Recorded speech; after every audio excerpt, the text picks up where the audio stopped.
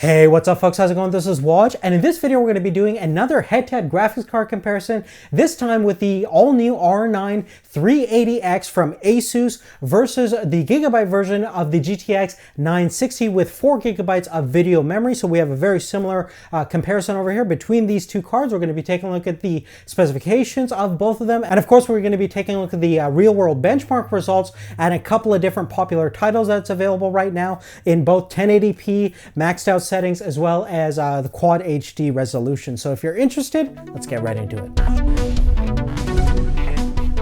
Now taking a look at the specification breakdown between the R9 380X from Asus and the Gigabyte GTX 960, in terms of compute units, you have 2048 stream processors on the 380X versus we have 1024 CUDA cores on the GTX 960. In terms of actual texture units, you have 128 units on the 380X versus 64 units on our NVIDIA card. And when we take a look at the actual clock frequencies between the two, now obviously you're dealing with NVIDIA architecture versus AMD architecture, so it's a little bit different. But basically our GTX 960 is overclocked to about 1329 megahertz on the boost clock side versus our 380X is clocked around 1050 megahertz. When we take a look at the memory configuration, now you can get the GTX 960 in two different versions. We have the 4 gigabyte version, so it's a little bit more equivalent to the 4 gigabytes of a GDDR5 that you get onto the 380X. So they're both very similar in terms of actual memory capacity. There's of course a difference in terms of the memory clock speed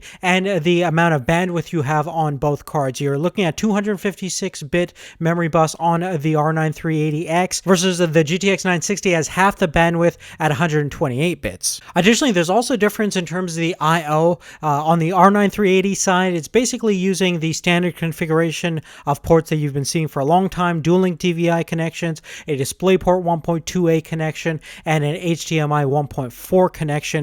Sadly, you can only do 4K at 60 FPS using DisplayPort on the AMD card versus the GTX 960 has 3 DisplayPort 1.2 connections and an HDMI 2.0 connection. All 4 of those ports are capable of delivering 4K resolution at 60 Hertz refresh rate. Now moving on and take a look at the thermal capacities of both these two cards. They're pretty much identical, even though the cooler configuration is completely separate on both cards. You're still seeing that in terms of overall temperature readouts on both idle and on load when using FurMark are pretty much getting these same results, 30 degrees on idle, 68 degrees on load. So there's really not a whole lot of difference between the coolers and the overall thermal capacity of both these two cards. Now in terms of power consumption, that is kind of a different story. On idle, they're both around the low 70 watts mark on the entire system draw versus when we load up both the graphics cards using FurMark, the entire system is running around 289 watts on the R9 380X versus on the GTX 960 side, you're running a little bit more efficient at 268 watts. So a little bit more power efficient card on the NVIDIA side. Now the computer that we use to benchmark both these two cards are laid out right in front of you in terms of the configuration. It's based around a Core i5 6600K processor. We're using a Gigabyte Z17O